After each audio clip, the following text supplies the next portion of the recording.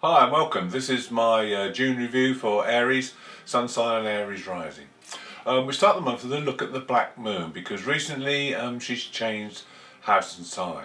Now she's moved into Cancer, so this means that there will be some fears that come up from the shadow side related to abandonment and nurturing. This is a time when you need to push out and become more independent. Now we have a year to work with the black moon in each sign, and the black moon activates the shadow side in all of us, and depending on what sign and house it's in, it brings up different issues. Now it's also in your fourth house, which is the house of Cancer, so this is an even stronger influence on that area. Now what will come up is our relationship with the past. This is a time when we need to either let go of the past or view it with a different eye, so to speak. Look at it from a different angle so that it's not bothering us. Now we also have two aspects to the black moon starting this month, and one from Mars, one from Venus. And Mars will force issues to rise to the surface. But Venus is there, so Venus will help you to deal with these issues in a very refined matter, rather than the Mars aggression and the Mars frustration. Venus will put a better take on things so that things won't seem quite as bad and harsh as they are. But again, we have to look at dependency, we have to look at the past, we have to look at our home and the home area and support we get within that home area. These are all issues that may surface over the next year. On the 3rd, Mercury stations direct after 3 weeks of retrograde, so things will start to speed up. Any delays and hold-ups, especially in that second house area of finances, will start to move forward slowly now. Now the other thing is there's two aspects to Mercury. One is from Saturn, one is from Neptune. Now the Saturn one will allow you to put the things you've learnt during the retrograde period into action in a methodical, structured way. Just be wary of Neptune, because Neptune always adds a little bit of illusion and uncertainty, so just make sure you keep an eye on that. Then on the 4th we have another retrograde action. This time Saturn goes retrograde. Now Saturn, this is the second time he's going retrograde in Aquarius and in your 11th house. So this is a good time to look at things that maybe you didn't learn over the last retrograde period. And Saturn in the 11th house is about learning to attract and build relationships with the right kind of people. Especially friends and colleagues, and it's also a good time to form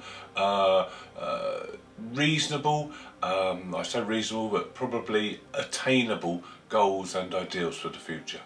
Now the other thing about Saturn, he teaches us lessons, and he will allow you to be yourself while he's retrograde. So it's a good time to get to grips with who you really are and be the person that you would like to be. This is several months of retrograde, so it's a good time to work with this energy. Also on the 4th we have a conjunction between Pallas, the asteroid, and Uranus. Now this is quite significant because it will bring dramatic social changes. And if you have any planets at 16 degrees, or if you have points in your chart related to the middle of Taurus, Scorpio, Aquarius or Leo, then this will affect you personally and you may get involved in this in some way. Now the other thing about this conjunction is it's in your second house, so personally it will be to do with your finances.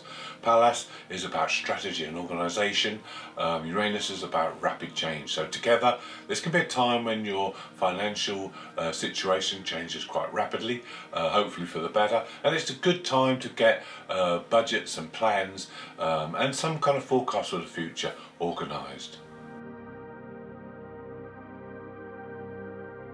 On the 5th you'll get some motivation. The Sun makes aspect to Chiron, and Chiron is in your first house and in Aries. This is a good time to deal with the past, any past traumas and hurts. These could motivate you into now becoming either some kind of healer, you could be a leader of some kind, or you could just in fact be there to motivate others. But this is a great aspect, and with it being in your first house, this is for you to personally engage and use the energy. Then on the 9th we have Mercury making an aspect to Pluto. Now we spoke about the Pallas and Uranus conjunction, and this comes to an end on the 9th. But this is a good day to dig deep and look into finances, especially concerned with your career, because Pluto's in that 10th house. So take a good look at finances, make sure everything is as it should be, because you might find things that need addressing. On the 11th, Venus makes an aspect to Uranus in your 2nd house. This is a time you can expect some excitement, you can expect some unusual things to happen. This is your 2nd house, so again this could be very beneficial for finances if, with Venus in this position. Just make sure that the fun and excitement you create doesn't cost you too much money. Then on the 14th we have our full moon. The full moon is in your fellow fire sign of Sagittarius. This is in your 9th house. So this is a great time for having some fun. This is a great time to push the boundaries a little bit and try something new. Now the full moon also has a conjunction between Mars and Chiron on the same day. And now this is happening in Aries, your house. So you've got Mars in your sign. This is ultimate energy for you. This is your ruler. This is forcing you now to take up the gauntlet, to do those things that are necessary.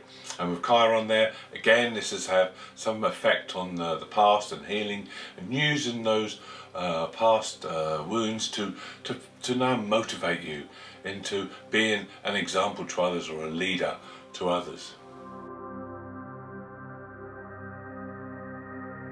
On the 15th, the Sun makes a trine aspect to the retrograde Saturn. Now your Sun's in the 3rd house. This is a time to work on communication and on anything that's intellectual or informative. But it's a good time to work behind the scenes. It's a good time to work within the existing structures. It's not a time to change things with Saturn retrograde. And then on the 16th, we have a triple conjunction. This is between Venus, Pallas Athena, and the Moon's North Node. Now this is happening in your 2nd house. So this is a time with the North Node that something could happen. The North Node is to do with our fate and our journey forward. So there could be a time when a door opens for you. This could be to do with financial matters, because Venus belongs in the 2nd house. This is her house, and she always is very highly connected to finances. This could be a time, if you need to, is to get some kind of investment going, maybe for a project that you have, or maybe time for you to invest in a project, but it's a good sign.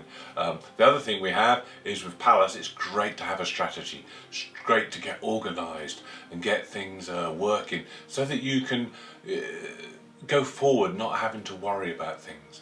So this is a great opportunity, and also could be someone that you meet at this time that can help you and point you in the right direction. On the 18th, Venus makes 2 aspects, square to Saturn and a sextile to Neptune. So this is a good time to look at relationships, and especially the financial side to relationships. Venus in that 2nd house. And to have a cold, hard look. Try and put the Neptune illusion to one side and look at the real facts, because there may be some changes that you need to make, and these changes are vital to keep the relationship fresh and to keep it going forward in the right direction. On the 19th, Jupiter, who's in your sign of Aries and is very happy in Aries. This is a positive, optimistic position for you. He makes 2 aspects. One is to Mercury, so it's a good time for long-term planning.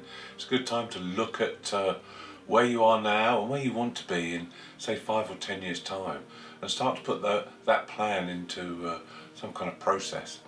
Then the other aspect is to the Black Moon Lilith. So with Jupiter in this aspect, there'll be intense emotions coming up.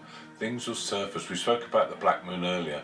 Jupiter enlarges everything it touches, so it will expand the feelings of the Black Moon. So this is a good time to allow those feelings and emotions come up freely. Now these will involve the past.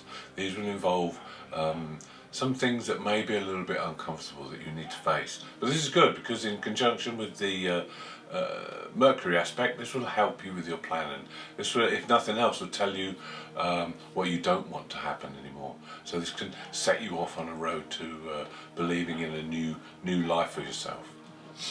Then the other aspect we have on the 21st is the Sun moving into Cancer, and it's the longest day. It's the start of summer. The 21st is the summer solstice, and when the Sun is highest in the sky and is most elevated in the sign of Cancer. Now the other aspect we have on this day is from Venus to Pluto, so there's quite an intensity as well. Emotions will be very deep and intense, and this is great for any kind of creative work because this will allow you to channel that intensity. On the 23rd, Venus moves into Gemini, leaves the sign of Taurus, which she rules, and moves into the domain and the house of Mercury. So now there'll be a focus on communication within relationships. It's going to be crucial for the next few weeks. But also you'll require more mental and intellectual stimulation within your relationships. Then on the 27th, there's a sextile between Mars and Saturn. Now this isn't a high energy aspect, but it is one for planning, and with Saturn in your 11th house we spoke about earlier, this is a good time to look at your aims and goals for the future and set out a new plan, one that's very much more achievable. Then the other aspect is between Mercury and Chiron. Again, we looked at Chiron earlier. Mercury will give an insight into how you can use the key to unlock issues from the past that maybe you can have a good opportunity to heal now.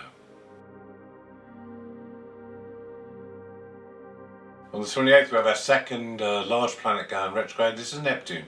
Neptune's in your 12th house. So this is a time when you need to work on the spiritual side of things and integrate spirituality into your everyday life where possible. There's two aspects on this day as well. Sun makes a square to Jupiter and Venus makes a sextile to Jupiter. Now these are both aspects that will motivate you. Jupiter is the great motivator and he's in your first house, so this is a fantastic opportunity now to make the most of Jupiter. This is personally very much for you to embrace the energies and to use them. Put yourself in the forefront of things. And also it's good for financial matters as well, with Venus making that aspect of Jupiter. On the last day of June we have two astrological events. One is the new moon, which is in Cancer in your 4th house. This is a time to reflect on the past, to honour the past. Maybe if you've got any desire to do a family tree or to investigate your heritage, this is a fantastic time to do this. But it's also a good time to look at long-term planning. It's a good time with the 4th house to set your ideas into action, to put things down on paper, because if you do this, then it gives the intention, and once the intention is put out, then action can follow. Now the other aspect could be uncomfortable. The Sun shines his light on the black moon Lilith. Now this will expose everything. Now we spoke many months ago about when the Sun was square to the black moon Lilith, and that when they become conjunct, it would be time to have a rebirth. This is a mini rebirth. This happens just about every year, and this is time when a new you will emerge, and may not be drastic changes, but certainly there will be changes. And this is a time when this happens. Now with the sunshine and its light, there's also going to be things you see about yourself, or things you realise about yourself that definitely need changing, and these are what you need to work on over the next year, because we come another year and there'll be another mini rebirth. So this is valuable information for what you need to work on over the coming year. Thank you for watching. I hope you've enjoyed the June review. If you'd like to see more, please subscribe, and if you'd like to leave me a comment, I'll be glad to hear from you.